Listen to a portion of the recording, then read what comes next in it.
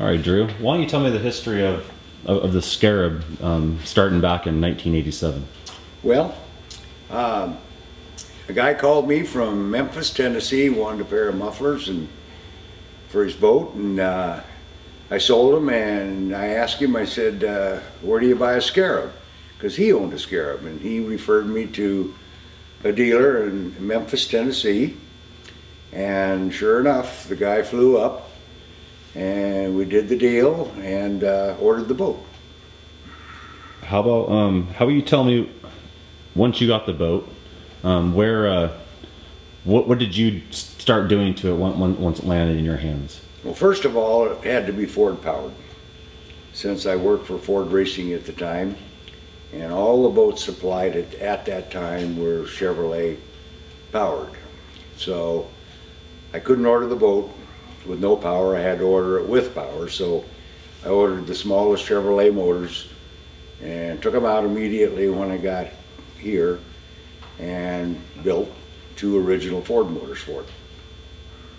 How many motors did you put in that boat before it was all final and good to go? Originally, I had two 466 cubic inch, 600 horse motors in it. Had those in and out numerous times, mostly for testing, because this was the first. And so from that time till current time, I probably had at least 10 different combinations of engines in the boat. How did you? What was your biggest thing with the engine when it came to the horsepower? What was your end goal with that boat? Well, these boats, it isn't just horsepower that matters, it's torque. Torque makes horsepower, horsepower doesn't make torque. So we started with 466 cubic inch, and then I decided to raise the limit a little bit. So back in about 88 is when I built the first 605 cubic inch motors, which are currently what's in it displacement wise, but design wise, no. Once you got this boat complete, and you were getting ready to hand it off, and you found Doc. What was your end goal with him being satisfied? Well, my end goal is obviously reliability, because in an offshore boat it's different than a car or somebody that drag races or whatever, because people are on the throttles for a long period of time. So when Doc bought the boat, I had basically the final version of the 605 SVO Fords, and they're currently in the boat. And these motors use Ford Racing, high nickel, high chrome alloy blocks, Siamese cylinders, blade caps. Crankshafts in them are made by Scat. The rods are H-beam, made by Scat, Vinolia pistons. But what's really nice is the cylinder heads. Those are some of the original Pro Stock aluminum high port cylinder heads. The term was called an A460. Well, that's what built the horsepower, was the cylinder heads along with the cubic inches. And so when Doc bought it for me, that's what it had in it. And since then, we've just, as needed, freshened things up. So now that Doc is preparing to sell this boat and get it into someone else's hands, and this is, for one, a really special boat for anyone to get their hands on. What is someone getting that they don't know that they're getting once they get their hands on this? What's the biggest thing? Well, to start with, the hull is a genuine 38 Larry Smith hull. At that time, Wellcraft owned the trademark on the name Scarab. So the hull is a Larry Smith hull. The deck was made in Sarasota, Florida by Wellcraft, and the interior was done by Wellcraft, but the engine was done by us in Spokane, Washington. So it's pretty much an original boat, with the exception of a new transom that's modernized over the old wood type transom, and obviously the Arneson surface drives, which are basically just indestructible.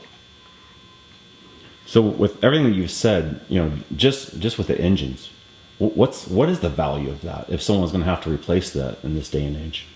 Well, I would say that it depends on how you drive them. If you get all liquored up and just keep it to the wood all the time, you're going to pay the price. If you drive it respectfully, cruise at 3,500 RPM and get on it for short periods of time, it should last a long time. And the engines probably have about 35 to 45 hours on them since they were freshened up. And what I mean by freshened up, I mean new valves, new rings, new pistons, new crank, new rods, the whole, everything that's inside the motors. What I was going to ask, what do you think the value is? Like, a number, a price? Well,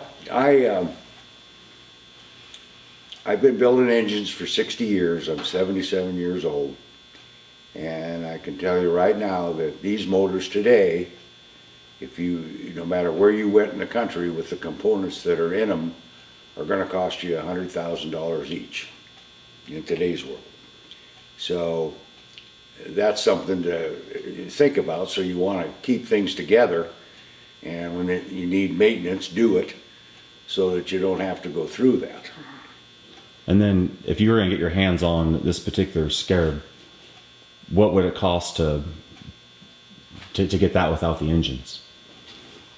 Pardon me, how much would it cost? To get that shell without the engines, if you could find one. Just the shell and no engines. You could probably find one out there.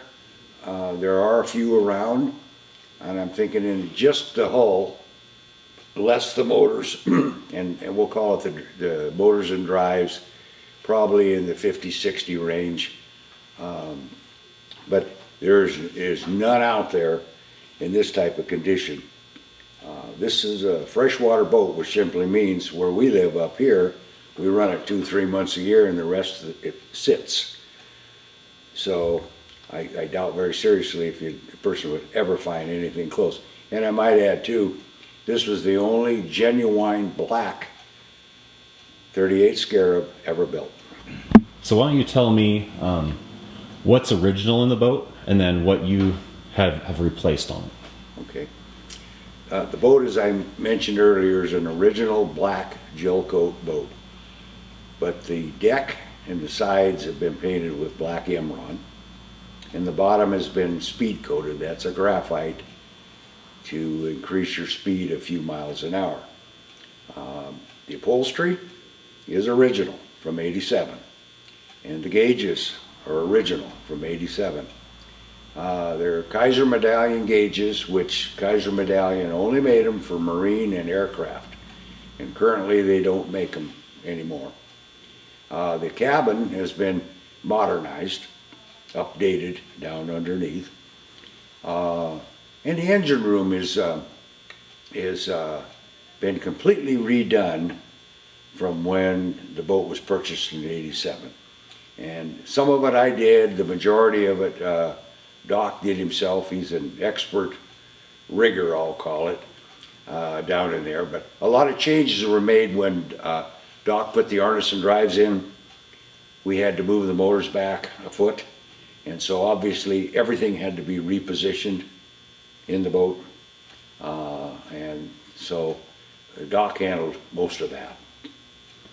And then why don't you also talk about the livable area underneath the boat? What's that like?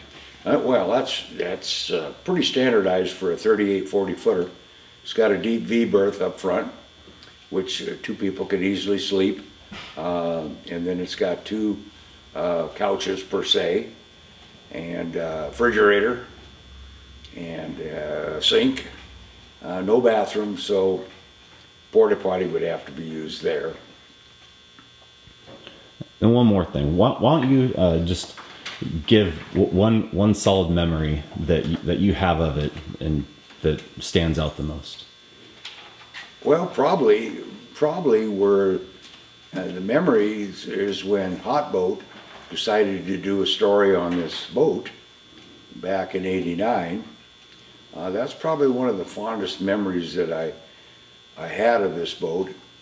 The other was it was the first genuine offshore boat on Lake Coeur d'Alene, Idaho, here where I live. And then after that boat was running, 60 more turned up in a period of 10 years.